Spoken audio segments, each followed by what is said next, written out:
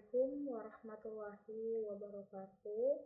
Perkenalkan, saya Anissa Aulia Ramadhani dengan NIM S1S1220003. Pada video ini, saya akan kembali untuk menjelaskan pada bab 6 mata kuliah komputer visi mengenai retrieving image and searching using image descriptor, yang berarti kita akan mengambil gambar dan juga mencari menggunakan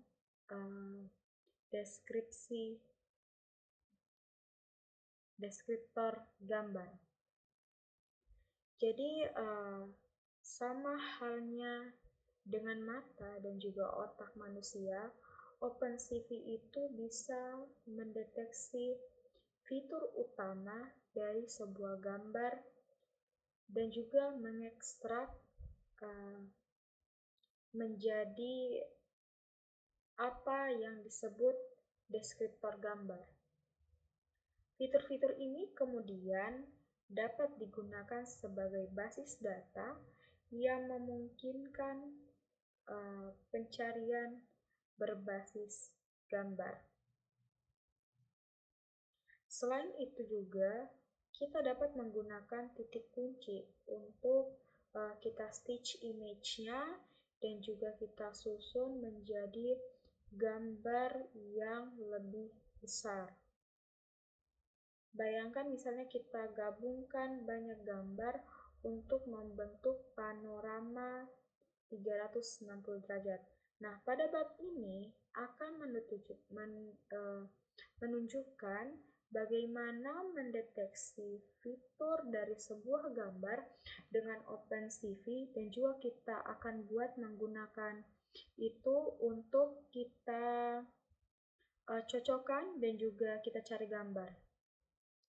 Nah, pada bab ini juga kita juga akan mengambil beberapa sampel image atau contoh gambar dan mendeteksi fitur utamanya. Kemudian kita akan coba menemukan area dari gambar lain yang sesuai dengan sampel. Kita juga akan menemukan atau mencari homografi atau hubungan spasial antara gambar contoh dan area yang sesuai dari gambar lain. Nah, kalau secara lebih spesifik di sini kita lihat, kita itu akan membahas tugas-tugas berikut. Yang pertama itu mendeteksi titik kunci dan juga mengekstrak deskriptor lokal di sekitar titik kunci menggunakan salah satu algoritma dari Harris Corners, SIRF, SURF, atau ORB. Kemudian yang kedua, kita akan mencocokkan titik kunci menggunakan algoritma brute force atau algoritma FLAN. Dan yang ketiga, kita akan menyaring kecocokan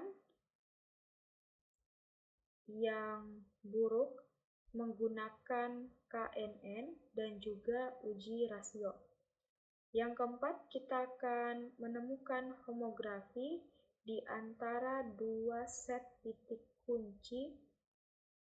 Kemudian yang kelima, kita akan mencari di sekumpulan gambar untuk menentukan mana yang memiliki kecocokan terbaik untuk gambar acuan.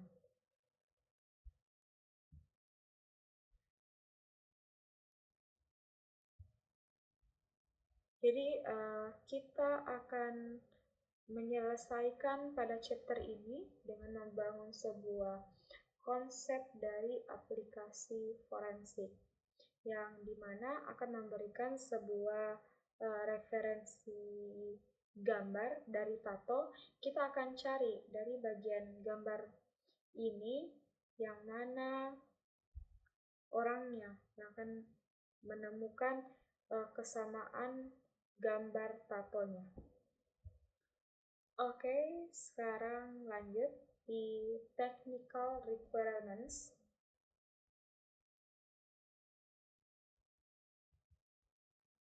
Oke, jadi di bagian persyaratan teknis pada bab ini itu kita akan gunakan seperti biasa ada Python, OpenCV, dan juga NumB.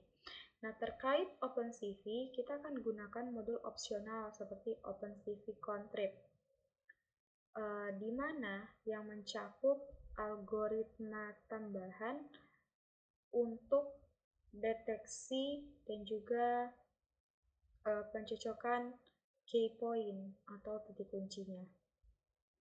Untuk mengaktifkan algoritma shift dan juga algoritma solve yang dipatenkan dan juga tidak gratis untuk penggunaan komersial, itu tuh harus mengonfigurasi modul OpenCV Contrib dengan OpenCV Enable Non-Free di CMake. Jadi kita akan merujuk ke chapter 1 di mana untuk petunjuk instalasinya. Oke, seperti itu ya. Ada ini kita bisa juga ini lihat kode lengkapnya ada pada link ini. Tapi kita tidak akan membahas itu, kita akan lanjut. Kita akan memahami jenis-jenis deteksi dan juga pencocokan fitur.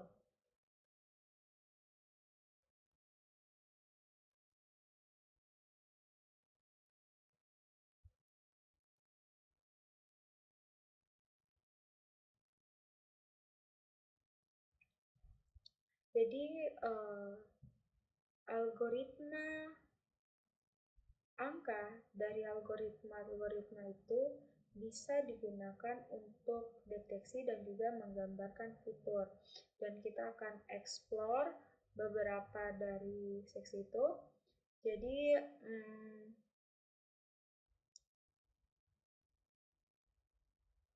algoritma deteksi fitur dan juga ekstraksi deskriptor yang paling umum digunakan di OpenCV itu ada Haris. Kalau Haris dia itu algoritma yang berguna untuk mendeteksi sudut.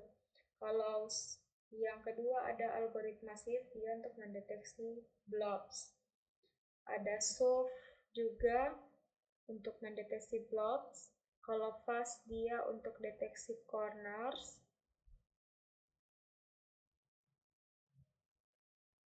Atau sudut, kemudian brief untuk mendeteksi blob, dan ada yang terakhir ini dia ORB, singkatan dari Oriented Face and Rotate Brief. Kalau dia ini digunakan untuk mendeteksi duanya dia bisa deteksi corners dan juga blobs.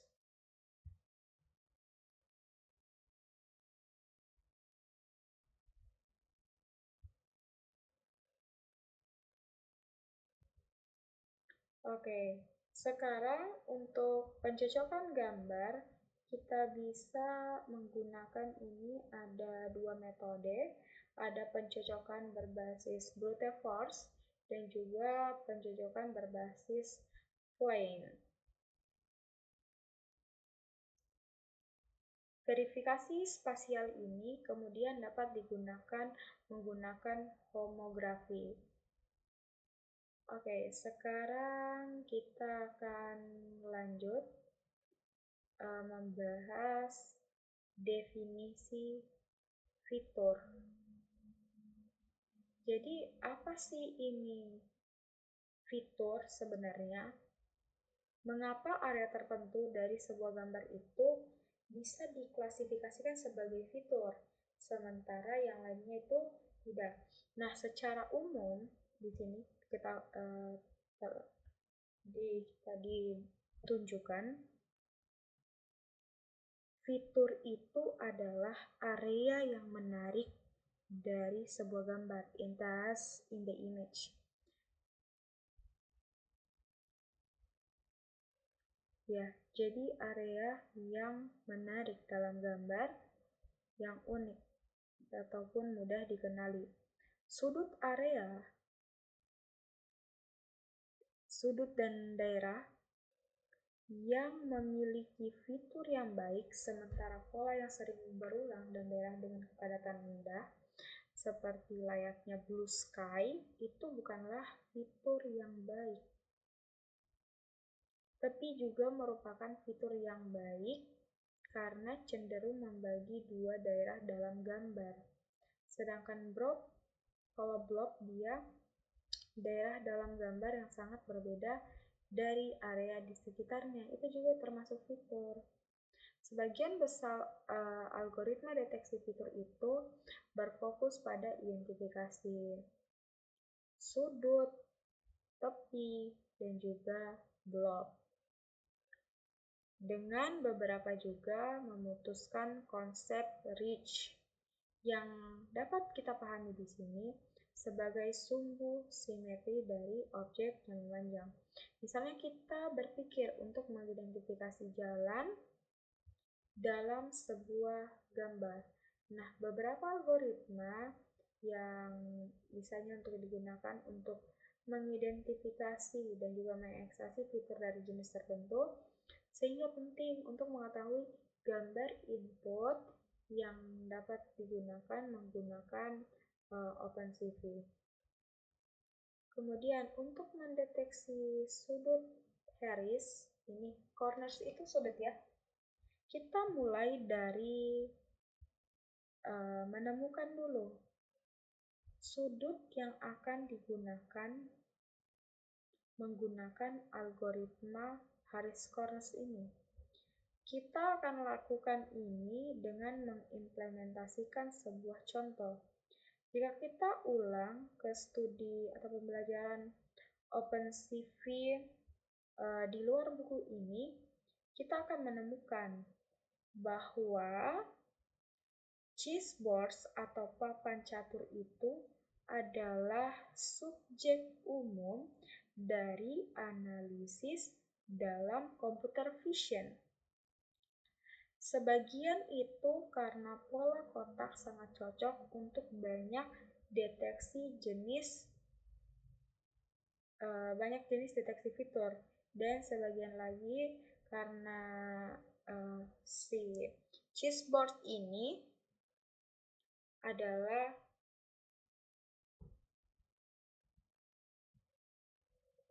sangat cocok, sebagian lagi karena ini merupakan hobi yang populer, terutama itu di Rusia, tempat yang banyak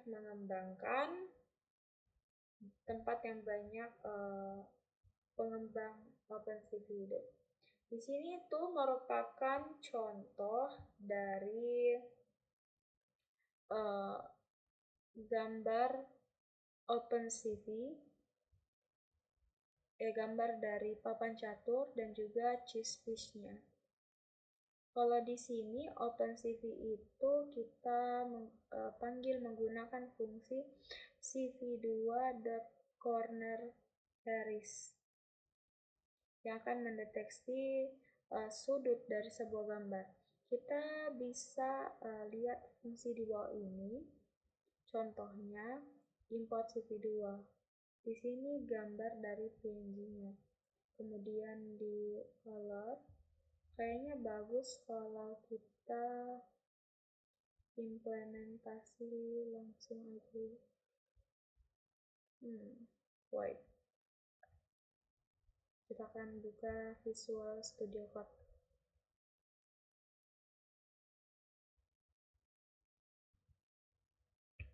Baik, di sini kita akan tambahkan file. Kita di sini akan coba untuk mendeteksi sudut dari papan catur ini atau chessboard.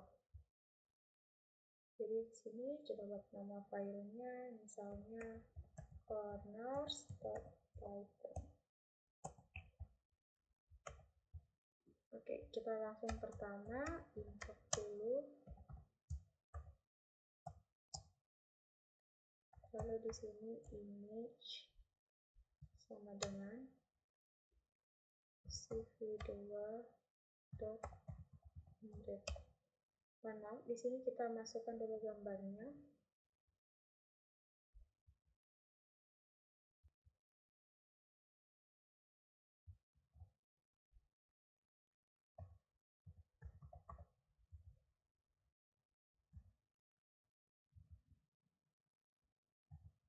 Nah, ini nama gambarnya, lalu kita buatkan lagi untuk diubah ke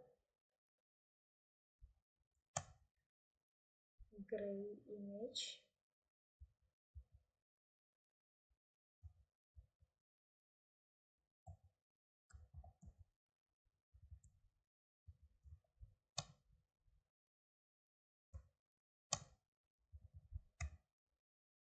Di sini kita masukkan algoritmanya, Corner-Harris.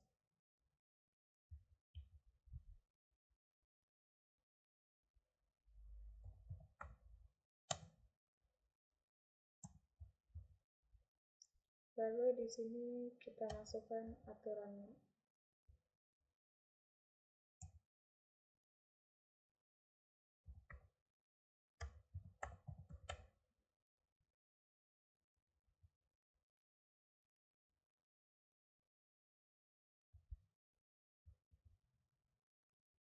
Lalu di sini kita tentukan nama filenya, akan ditunjukkan dengan nama filenya misalnya corners. Lalu cv2.float.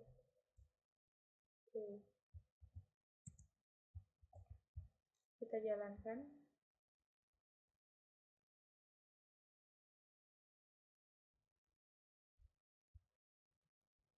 Di sini terdapat yang error, kita perbaiki dulu.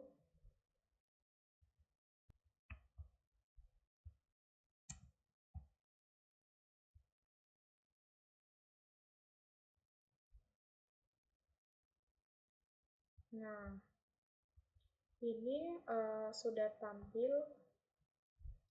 hasil dari deteksi sudut pada papan catur.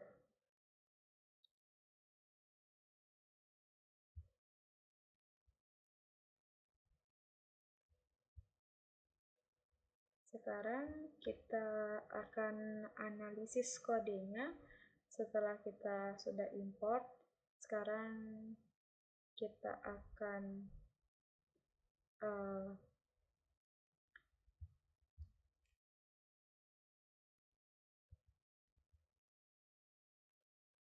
baik, kita coba jalankan ulang.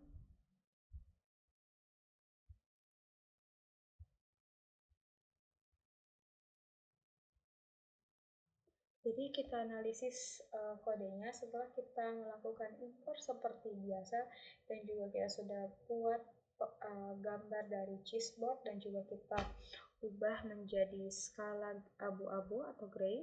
Sekarang kita sudah panggil tadi fungsi ini di baris ketiga, dsp sama dengan Corner-Harris gray 2,23,0,04.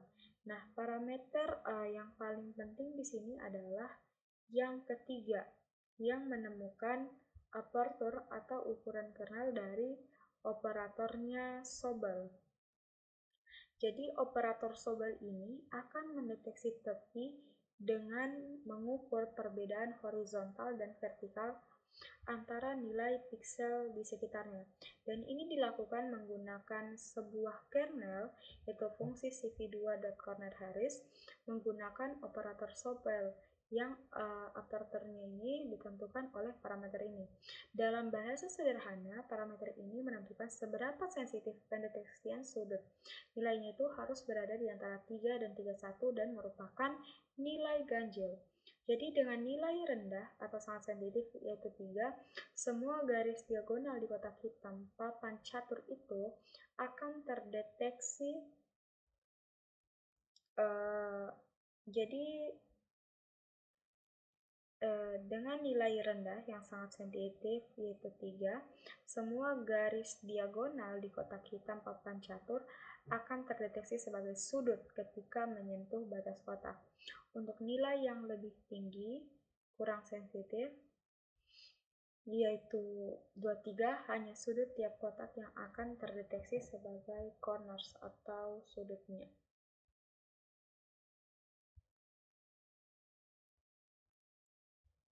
Jadi CV2 Conrad Harris ini mengembalikan sebuah gambar dalam format titik yang mengambang. Setiap nilai dalam gambar ini akan mewakili skor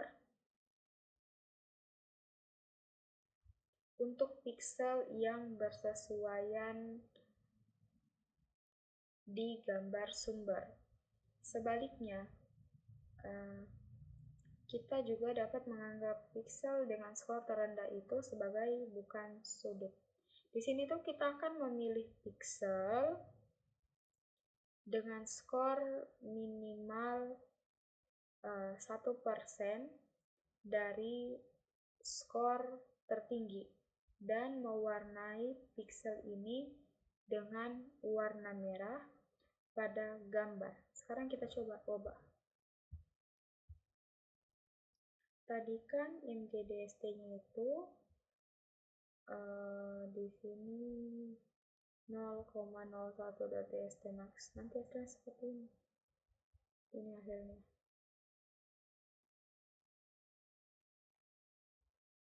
Oke, sekarang kita lanjut. Setelah tadi kita sudah deteksi corners atau sudut dari sebuah papan catur, lanjut kita akan mendeteksi fitur dot dan juga mengekstraksi deskriptor shift dari teknik sebelumnya. Kalau teknik sebelumnya itu kita kan menggunakan CV2.Conrad Harris. Itu sangat bagus untuk deteksi sudut dan juga dia punya keunggulan tersendiri karena sudut itu tetap terdeteksi meskipun gambarnya itu diputar. Namun jika kita mengubah skala gambar menjadi lebih kecil atau lebih besar, beberapa bagian gambar mungkin kehilangan atau bahkan memperoleh kualitas sudut. Misalnya kita perhatikan deteksi sudut berikut pada gambar lintasan F1 Grand Prix Track atau Grand Prix Italia. Di sini itu hasil deteksi sudut dengan versi gambar yang lebih kecil dari gambar yang sama. Sama-sama deteksi sudutnya sama gambarnya, cuman ini yang di bawah versi lebih kecilnya.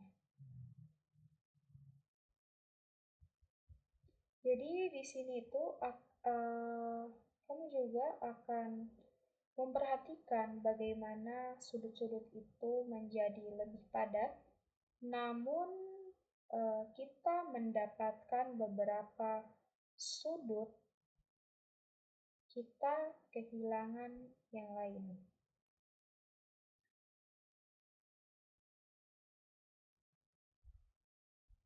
Nah, kalau secara khusus, mari kita periksa dari Chicane Variante Ascari yang terlihat seperti garis berkelok di ujung bagian lintasan yang lurus.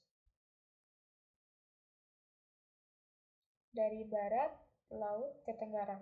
Pada versi gambar yang lebih besar, baik pintu masuk maupun titik puncak dari tikungan ganda terdeteksi sebagai sudut. Nah, pada gambar yang lebih kecil, titik pusat itu tidak terdeteksi sebagai sudut.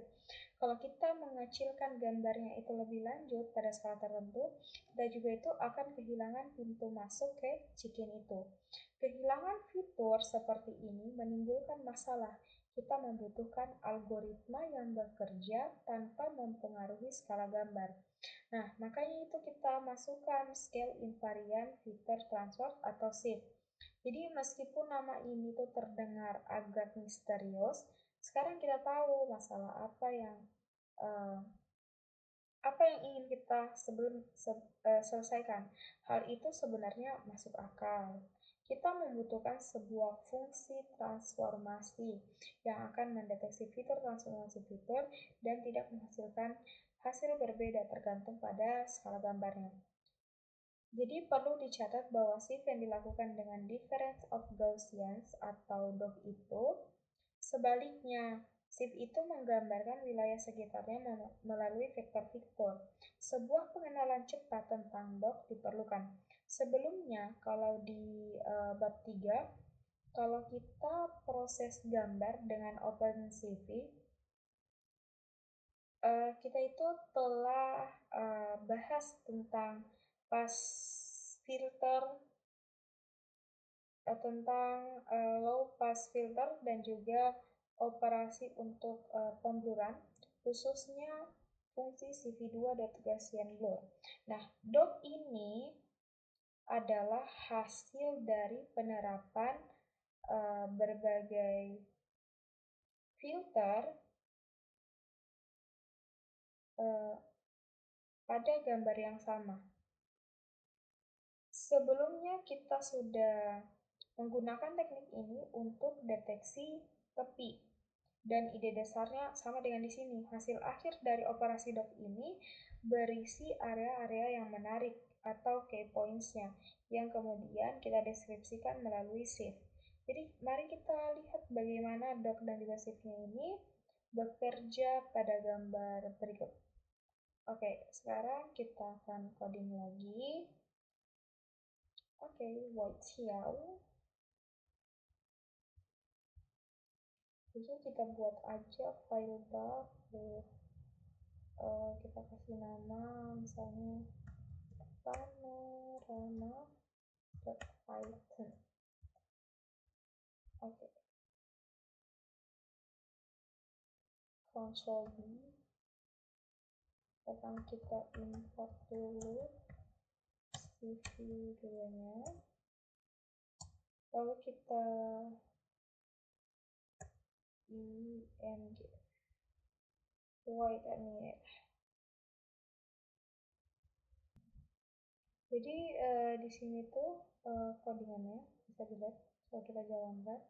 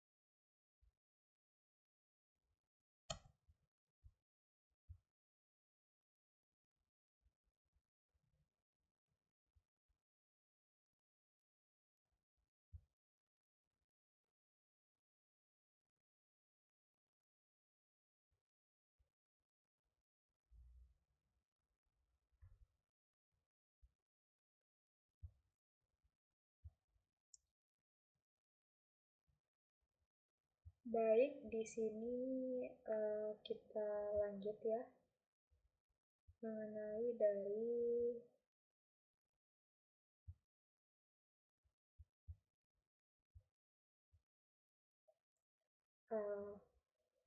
kunci utama dari anatomi.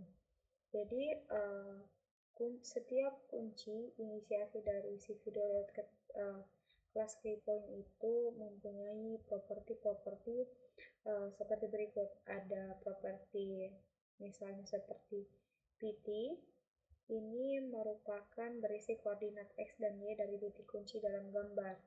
Kemudian kalau size menunjukkan diameter dari fitur, angel menunjukkan orientasi dari fitur, properti respon menunjukkan kekuatan dari titik kunci, Beberapa fitur diklasifikasikan oleh SIF sebagai lebih kuat dibandingkan yang lain, dan respon adalah properti yang dapat diperiksa untuk mengevaluasi kekuatan sebuah fitur. Jadi sebelumnya kalau di bab 5 itu kita sudah mendeteksi dan mengenali wajah dengan menggunakan konsep cascade. Nah, kalau algoritma SIF dia bekerja dengan cara mirip dengan algoritma untuk deteksi wajah. Tapi secara khusus, kalau skala gambar adalah parameter yang berubah pada setiap oktav dari algoritma. Jadi, dengan demikian, properti oktav itu terkait dengan skala gambar. Pada saat titik kunci dideteksi, akhirnya properti kelas ID itu dapat digunakan untuk menetapkan pengenal custom pada sebuah titik kunci atau sekelompok titik kunci.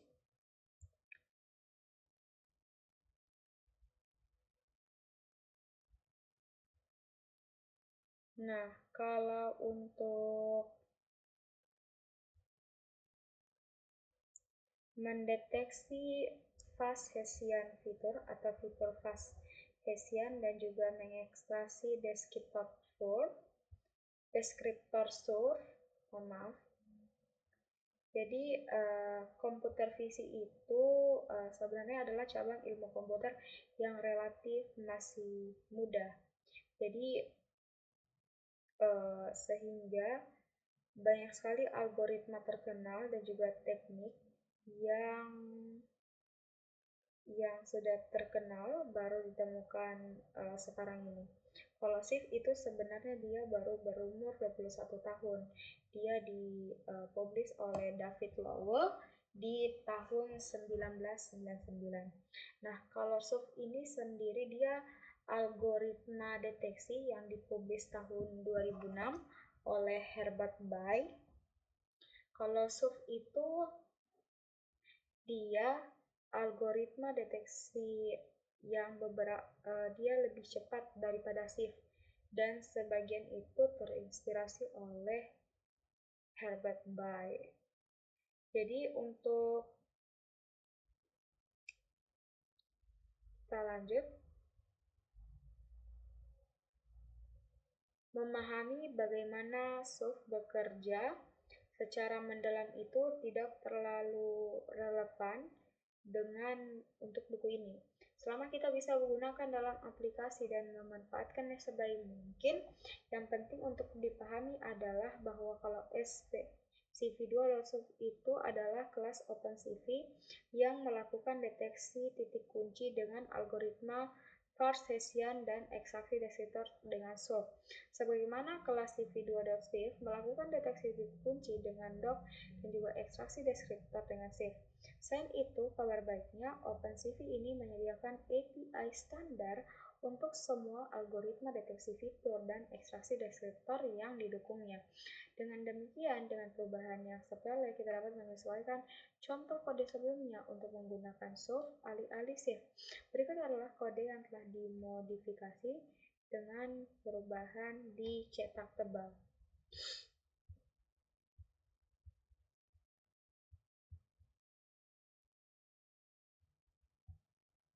Jadi ini import IMG Gray initial SOAP, kita tambahkan SOAP.create, kemudian di sini SOAP,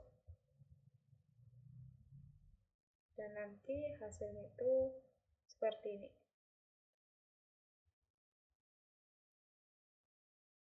Jadi kita akan mencoba menyesuaikan thresholdnya atau ambang untuk melihat bagaimana hal itu mempengaruhi hasil. Jadi dengan cara ini, si user ini dapat menyesuaikan ambang dan melihat jumlah fitur itu meningkat dan menurun secara proporsional terbalik. Kami telah membangun aplikasi GUI dengan slider di bab 4, estimasi kedalaman dan juga segmentasi. Pada bagian estimasi kedalaman dengan kamera normal, jadi Anda mungkin itu login merujuk kembali ke bagian itu sebagai panduan. Selanjutnya kita akan memeriksa detektor untuk face, deskriptor titik kunci brief, dan OIRB yang menggunakan face dan brief bersama-sama. Jadi di sini kita akan menggunakan fitur face dan juga deskriptor brief. Jadi kalau shift ini sendiri dia itu masih mudah, sedangkan kalau soft lebih mudahnya lagi. Kalau ORB dia masih dalam tahap awal. Kalau ORB dia ini baru dipublish di tahun 2011 sebagai alternatif cepat dari Shift dan juga Soft. Algoritma yang baru dipublish ini di ORB bisa kita akses di dalam PDF format ini. Nanti bisa kalian akses sebagai contoh. Kemudian kalau ORB teknik ORB ini di ORB ini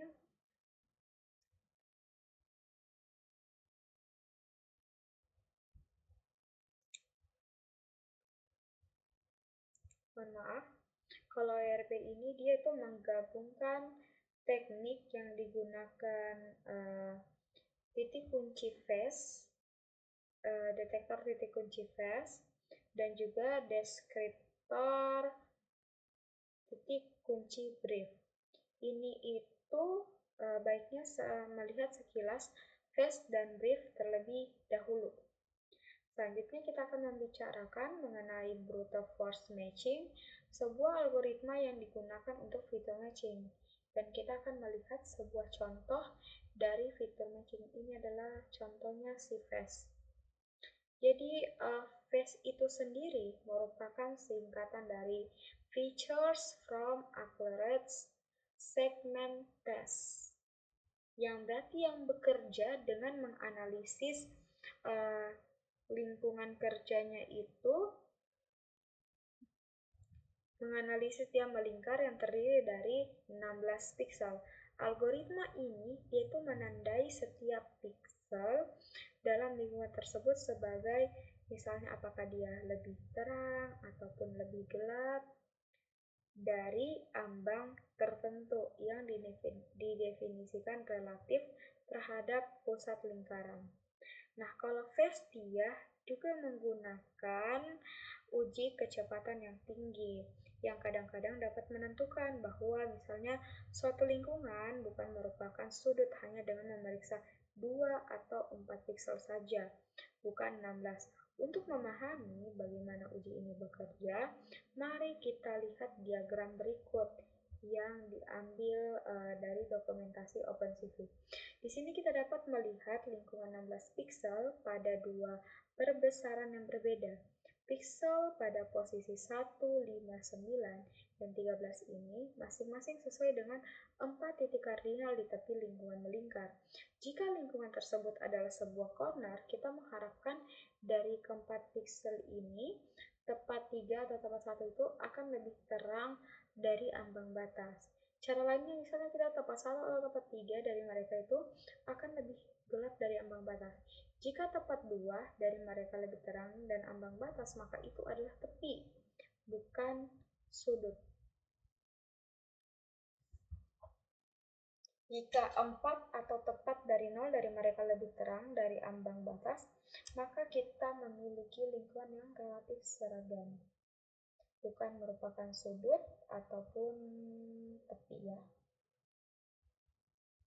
Jadi kalau face itu merupakan algoritma yang pintar, tetapi bukan juga tanpa kelemahan.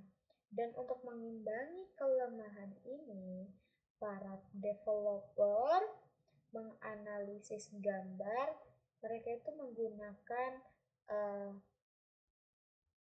menerapkan pendekatan machine learning untuk memberi algoritma satu set gambar sehingga parameter seperti ambang batas dapat dioptimalkan. Apakah pengembang menentukan parameter secara langsung atau menyediakan set pelatihan untuk pendekatan pembelajaran mesin? Face adalah algoritma yang sensitif terhadap input pengembang. Mungkin dia ini lebih dari set. Oke, next kita bahas mengenai brief.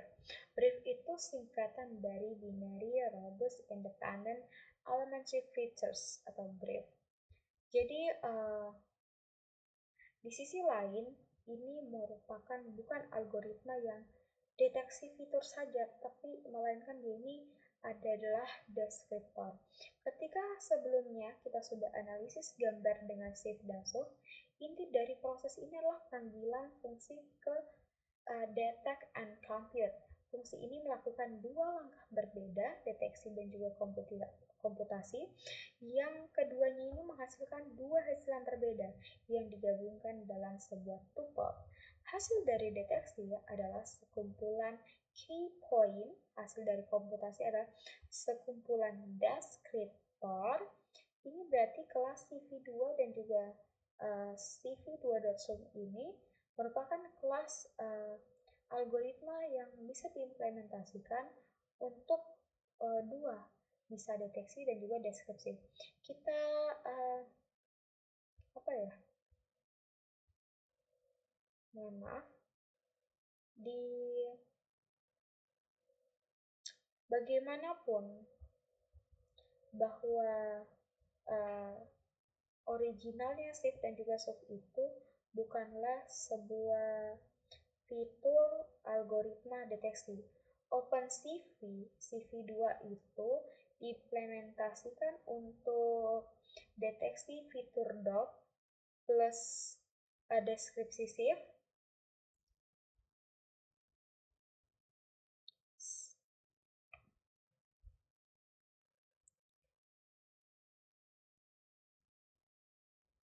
Sementara kalau CV2.soft ini dia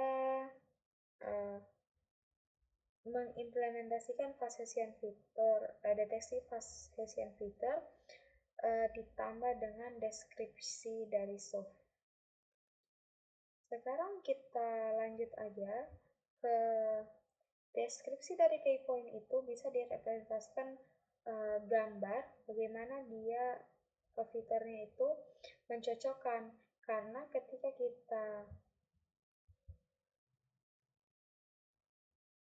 kita bandingkan deskriptor key point itu ada dua gambar dan menemukan commonalities. Brief itu adalah salah satu deskriptor yang paling cepat saat ini yang tersedia. Teori di balik brief ini itu cukup rumit, tetapi cukup untuk mengatakan bahwa brief ini dia mengadopsi serangkaian optimisasi yang menjadikannya pilihan yang sangat baik untuk pencocokan fitur.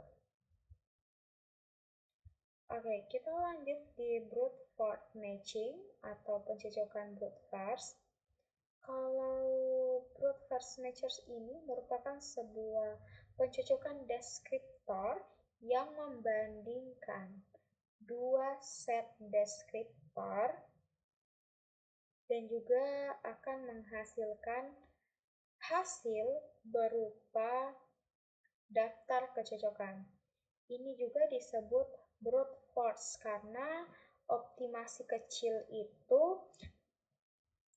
terlibat dalam algoritma ini. Untuk setiap deskriptor titik kunci dalam set pertama, pencocok itu melakukan perbandingan dengan setiap deskriptor titik kunci dalam set kedua. Jadi setiap perbandingan itu menghasilkan nilai jarak dan kecocokan terbaik dapat dipilih berdasarkan jarak terkecil. Kalau lebih spesifik lagi, dalam komputasi itu istilah brute force itu dia dikaitkan dengan pendekatan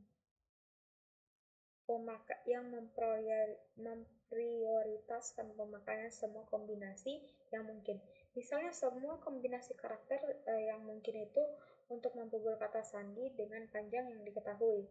Sebaliknya, sebuah algoritma yang memprioritaskan kecepatan, mungkin melewati beberapa kemungkinan dan mencoba mengambil jalan pintas menuju solusi yang tampak masuk akal.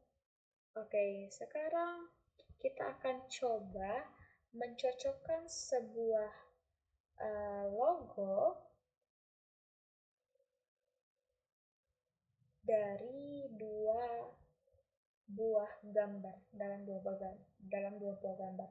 Sekarang misalnya kita punya gambaran umum tentang tes dan juga brief. Kita mengerti mengapa tim di balik OIRB yang terdiri dari Edson Rubel, Vincent Ribaud, Koen Connelly, and Gary Retzky memilih dua algoritma sebagai fondasi untuk ORB ini. Nah, dalam paper mereka, para pengarang ini bertujuan untuk mencapai 4 hasil berikut ini. Yang pertama, penambahan komponen orientasi yang cepat dan juga akurat pada tes. Yang kedua, perhitungan efisien fitur brief yang berorientasi. Yang ketiga, analisis varians dan korelasi fitur brief yang terorientasi. Dan yang keempat itu metode pembelajarannya untuk mengkorelasikan fitur brief di bawah invarian rotasi yang menghasilkan kinerja lebih baik pada aplikasi tetangga terdekat. Jadi tujuan utamanya ini sudah cukup jelas bahwa ORB ini dia bertujuan untuk mengoptimasikan dan juga mempercepat operasi. Termasuk langkah yang sangat penting yaitu memanfaatkan brief dengan kesadaran rotasi sehingga pencocokan itu menjadi lebih baik, bahkan dalam situasi di mana gambar pelatihan memiliki rotasi yang sangat berbeda dengan gambar query. Nah, kalau pada tahap ini mungkin Anda sudah cukup dengan teori, dan kita bagaimana kalau kita langsung saja ke pencocokan fiturnya. Nah, ini ada kodenya. Jadi baiknya kita tuliskan dulu ya. Di sini logo dan juga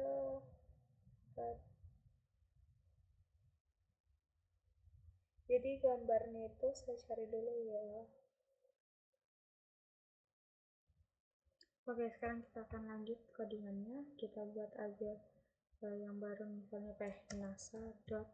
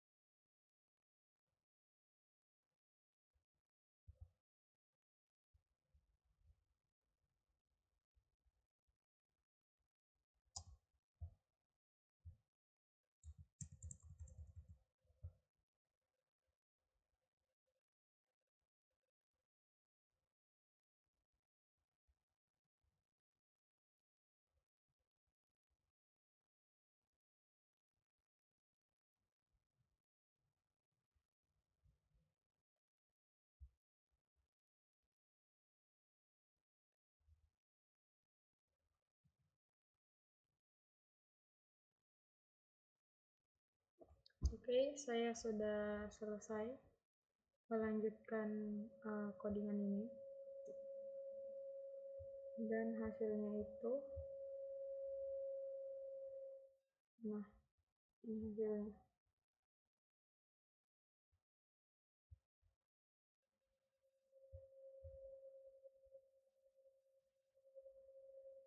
Sudah sama.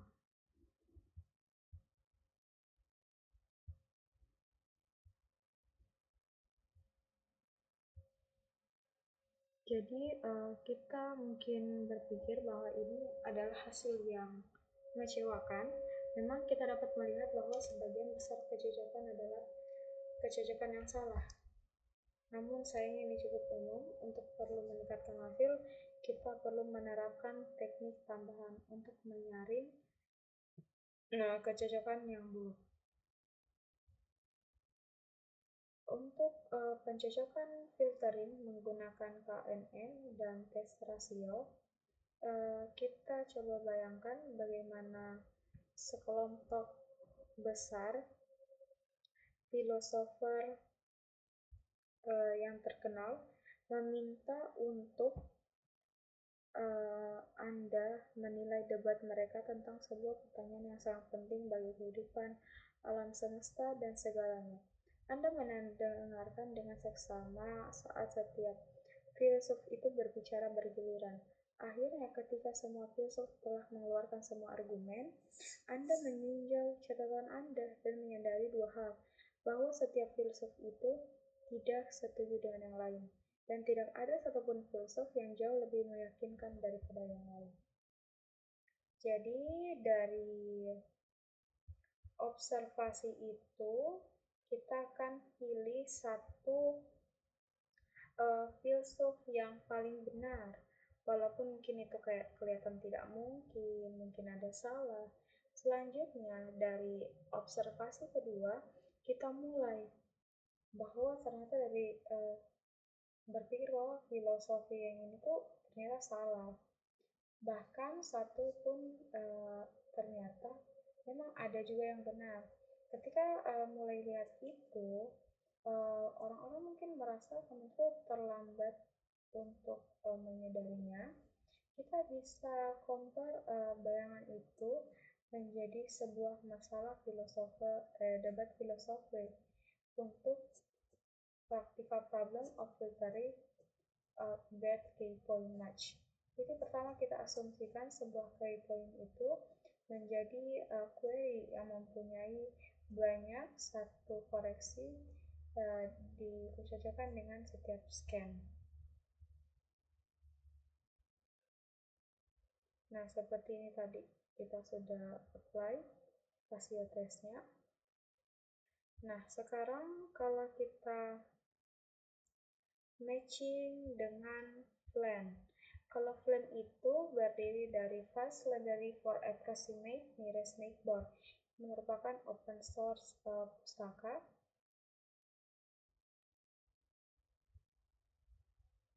Nah, ini merupakan gambarnya.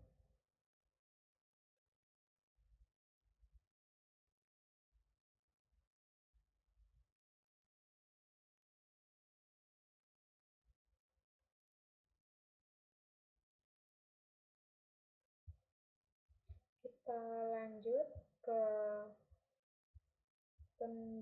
melakukan homografi dengan pencocokan berbasis FLAN. Pertama-tama apa sih itu homografi? Mari kita baca definisi dari internet. Bahwa ternyata homografi itu suatu hubungan antara dua buah gambar sedemikian rupa sehingga titik pada salah satu gambar itu memiliki tepat satu titik yang bersesuaian dengan gambar lainnya dan sebaliknya. Dengan demikian, garis singgung yang bergerak pada sebuah lingkaran memotong dua garis singgung tetap lingkaran itu pada dua set titik yang bersifat homografik, mengambil gambar dan mencari menggunakan deskriptor. Jadi ketika gambar ini akan mencocokkan dengan sebuah gambar, oh ternyata ini sama kayak gitu. Nah, ini contohnya ya. Ketika dia cocokkan sebuah gambar, ternyata ini dia pelajari sudut-sudutnya, ternyata sama dengan gambarnya ini orang gitu loh.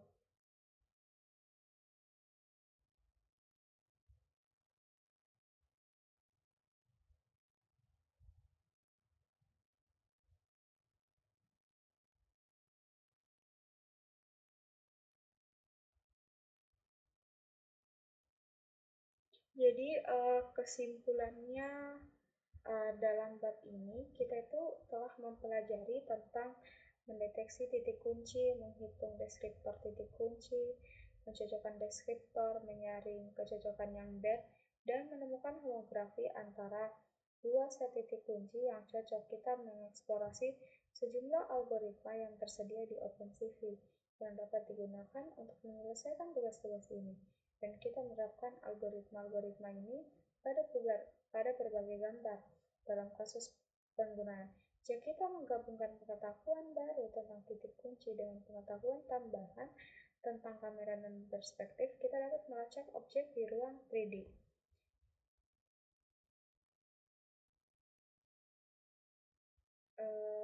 Sekarang mungkin kita akan lanjut di bab 7 yang bangun detektor objek custom. Oke, kita lanjut di bab 7.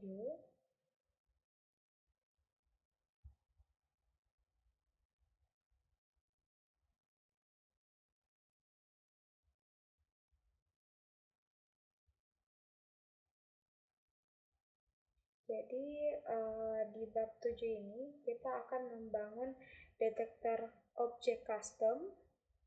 Jadi pada bab ini tuh mendalami konsep deteksi objek yang merupakan salah satu tantangan paling umum dalam komputer visi.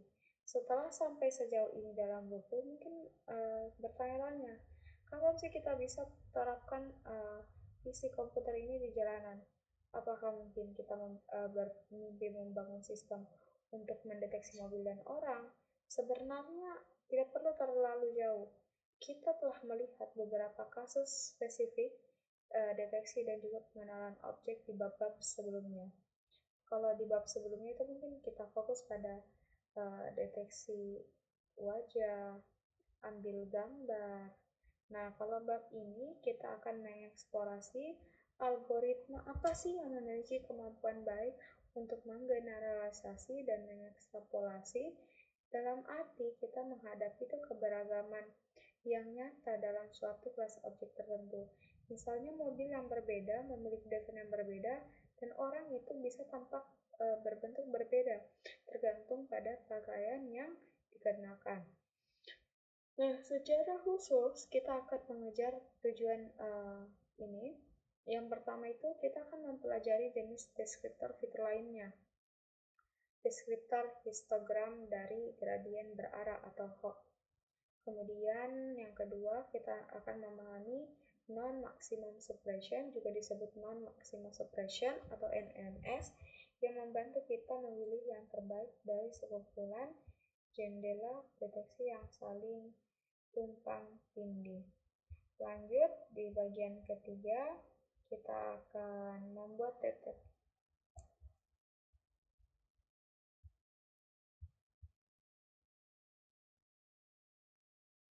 Kalau di bab 3 di bagian ketiga itu kita akan memperoleh tingkat tinggi tentang SVM, kemudian mendeteksi orang, kemudian juga kita akan melatih classifier bow atau back of word untuk mendeteksi klasifikasi untuk mendeteksi sebuah mobil. Untuk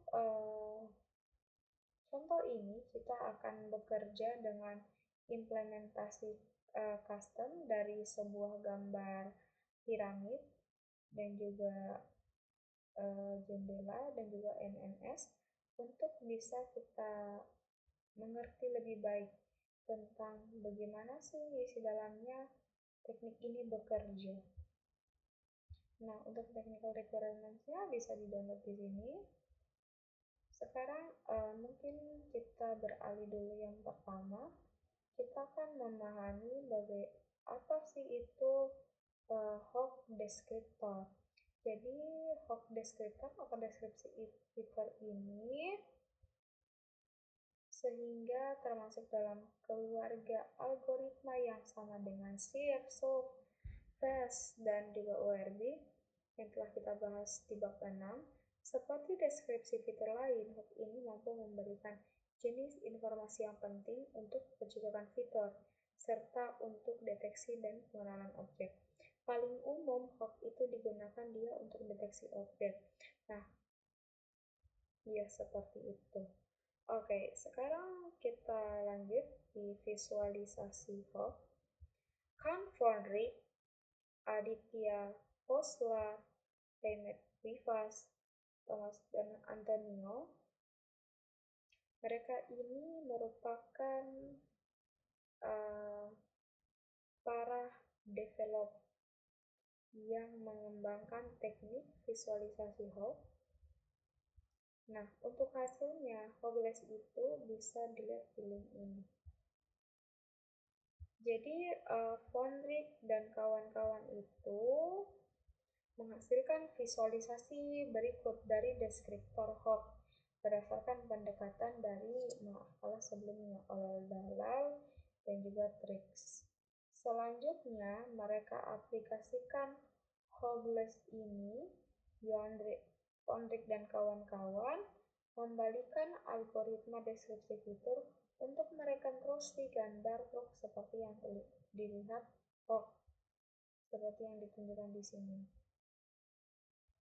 Nah, sekarang kita akan menggunakan hoax untuk menggambarkan daerah-daerah dalam sebuah gambar. Jadi, setiap sel hoax itu histogram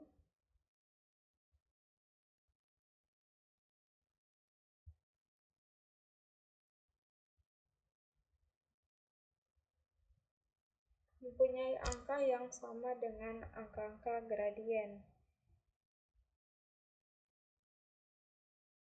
Seperti layaknya deteksi lainnya, kalau dasarnya detektor ini, ia membutuhkan variasi objek, lokasi, dan juga scale. Dibutuhkan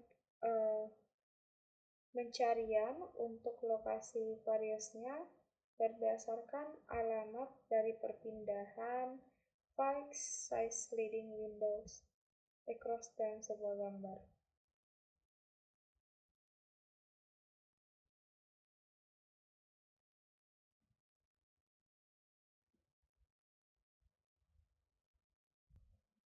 Baik, sekarang kita akan lanjut memahami SVM.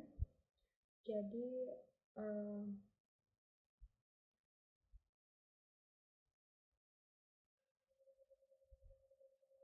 sekarang kita akan mencoba GRASS yang akan membantu konteks dari machine learning dan juga computer vision.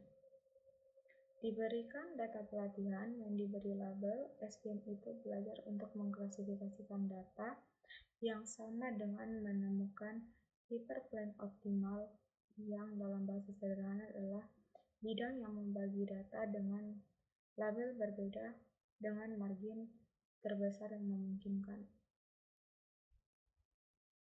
Jadi, untuk membantu pemahaman kita, sekarang kita akan pertimbangkan diagram berikut yang disediakan oleh Zach Weinberg di bawah lisensi Creative Commons Attribution, bahwa ini tuh akan membagi ke dua kelas.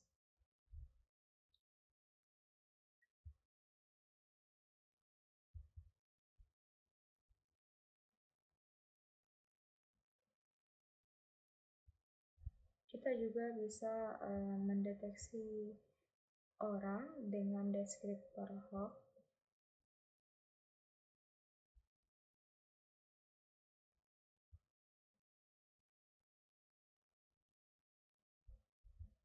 Untuk deteksi multiscale-nya itu, kita bisa menggunakan beberapa argumen, ada wins rate, scale, dan juga final threshold.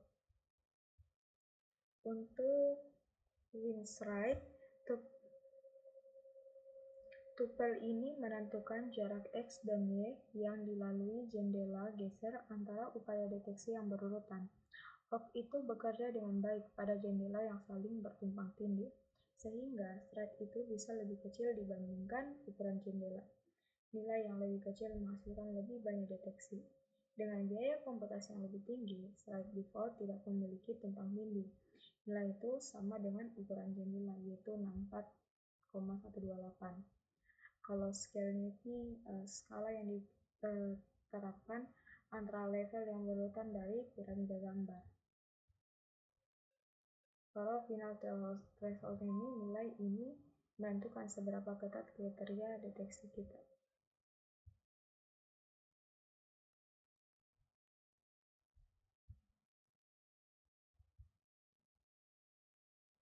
Sekarang kita akan mencoba membuat dan juga melatih detektor objek. Jadi menggunakan data yang sudah dilatih oleh detektor ini membuat kita membangun prototipenya itu lebih mudah. Dan kita sangat bersyukur pengembang OpenCV sekarang sudah membuat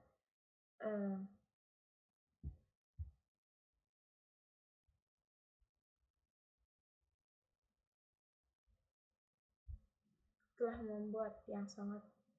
membuat kemampuan yang sangat berguna untuk deteksi wajah dan juga deteksi orang yang sudah tersedia. Selain itu, jika misalnya kamu itu seorang computer vision profesional yang tidak menyukai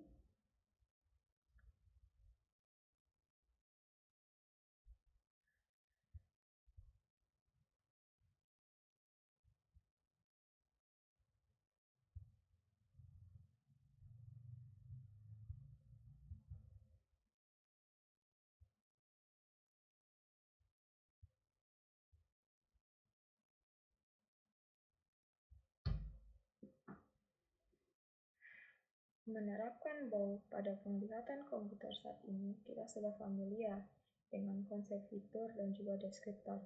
Kita telah menggunakan algoritma seperti shift dan juga surf untuk mengekstrak deskriptor dari fitur gambar, sehingga kita dapat mencocokkan fitur-fitur ini di gambar lain.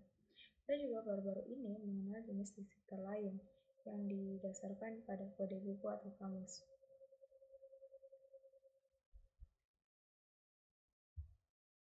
Dengan pengetahuan ini, kita dapat mengambil pendekatan berikut untuk membangun sebuah pengklasifikasi. Yang pertama, kita ambil sampel data gambarnya. Kemudian untuk setiap gambar datasetnya itu kita ekstrak deskriptornya menggunakan shift, surf, ORW, ataupun algoritma yang sama. Setiap kita tambahkan setiap vektor deskriptor ke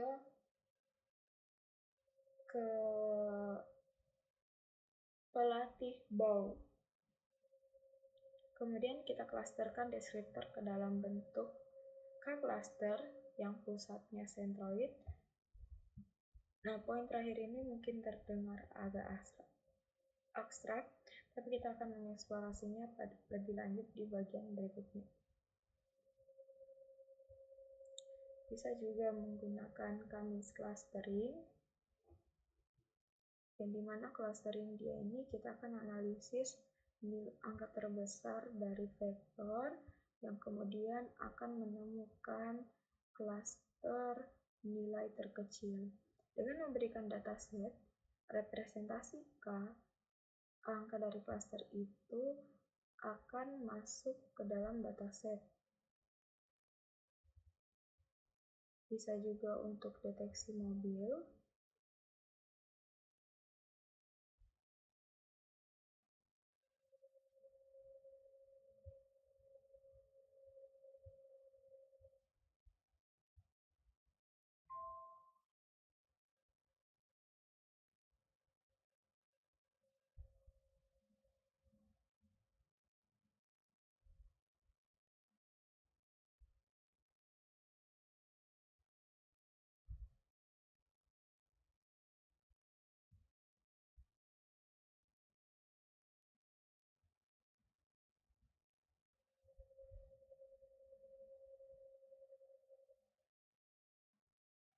Nah, contohnya ini adalah kasus dalam deteksi mobil, di mana di sini langsung muncul kalau dalam kasus deteksi itu kita buat bounding box-nya, kemudian muncul dari hasil akurasinya. Misalnya, oh ini ternyata dari gambar ini dideteksi gambar mobil itu yang ini, gambar bounding box-nya ini, kemudian muncul akurasinya 1,84, dia 1,89.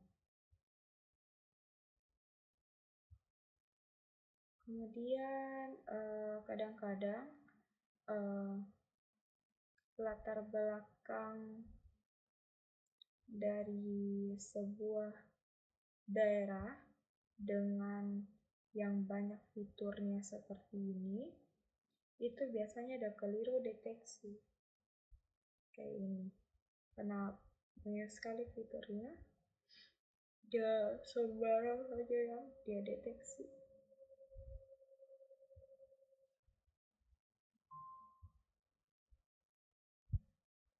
Jadi intinya pada chapter ini kita sudah bahas tentang konsep dan teknik termasuk Hawk, Bow, SVM, piramida gambar, jendela geser, dan MMS. Kita belajar teknik-teknik ini memiliki aplikasi dalam deteksi objek serta bidang lainnya. Kita tulis skrip yang menggabungkan sebagai N besar teknik ini, Bow, SVM, piramida, jendela geser, dan MMS. Kita sudah dapatkan pengalaman dalam pembelajaran mesin melalui melatih dan menguji detektor khusus. Kita akan menunjukkan bahwa kita itu bisa deteksi mobil. Pengetahuan baru ini membentuk dasar untuk bab berikutnya, di mana kita akan memanfaatkan teknik deteksi tinjau klasifikasi objek pada urutan frame dalam video. Kita akan belajar bagaimana melacak objek dan juga menyimpan informasi terkait itu. Tujuan penting dalam banyak aplikasi dunia nyata. Sekian video hari ini. Mohon maaf bila terdapat kekurangan ataupun kesalahan dalam penjelasannya. Saya akhiri dengan ucapan wassalamualaikum warahmatullahi wabarakatuh.